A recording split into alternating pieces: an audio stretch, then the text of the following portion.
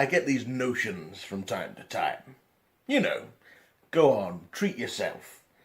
If it's been a tough week, or I've done something new, or it's been one of those weeks at work, you know, go on, treat yourself. So, you do. You open up that tab on your laptop or your phone, and all those items you've added to your shopping list over the last however many weeks are all there in front of you. Most of it pointless, unnecessary things, but something in my brain says, buy. That's the kind of consumer I am. The impulsive shopper. There's some sort of subconscious conversation in my head. It takes that initial marketing information and makes an appeal to the logical, thought-processing side of my brain that this item is necessary. It will fulfill my life. Something about this impulsive object is glorious. So, I buy it. I deserve this treat, and I bite. 3 days later, an email arrives. Royal Mail will deliver your parcel. I can accept that.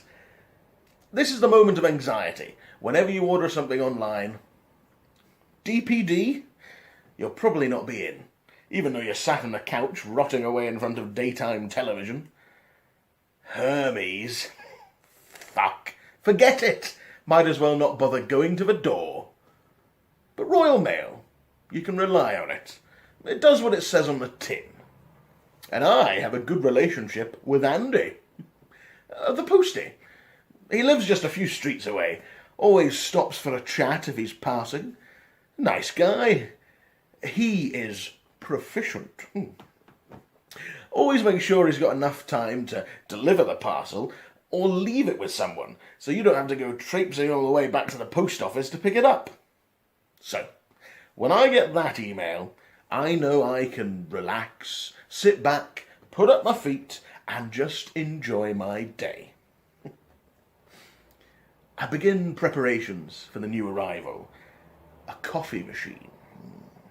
One of those Nespresso type things you see on the telly all the time. The coffee looks all smooth and rich tasting and just... You see what I mean. Impulsive shopper. I go to the cupboard and I pull out my usual mug. White ceramic, had it for about 3 years now.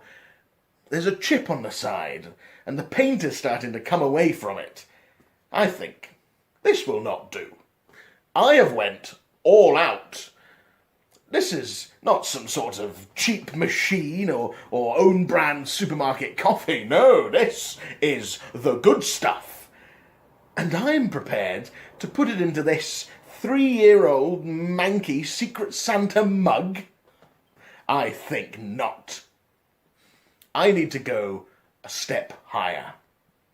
Something classy. I think glass. Ooh. I grab my coat, and before you know it, I am off, on a mission up the big Tesco for 2 brand new glass coffee mugs. Sandra from the other flat stops me in the hall and asks me where I'm going. I say, Tesco, Sandra, and head on.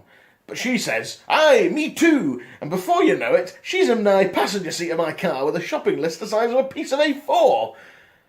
And you can't just give her a lift to the supermarket and leave her there, because that's not the kind of guy you are. So, you go and get your 2 glass coffee mugs and help Sandra with her messages. Now for Sandra, this is like a social event, because she ends up bumping into all the people she's not seen for about 6 months. So you're standing there, smiling and nodding, with your 2 glass coffee mugs, a packet of chocolate digestives, and custard creams.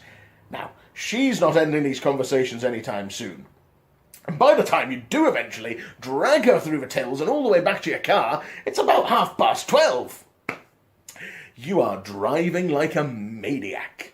Sandra's shopping, rolling around in the back seats, turning biscuits into dust. But you don't care.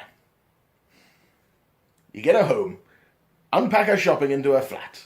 Sandra turns around and says, "Thanks very much," and offers you a cup of tea. You say, "No thanks, Sandra," and head back across the hall, holding your packet of broken biscuits, smug as you like, because you know what's coming next.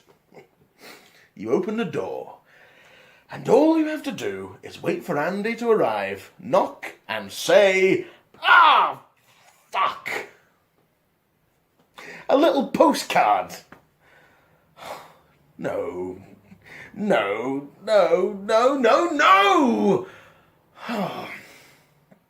You read it. "Sorry we missed you.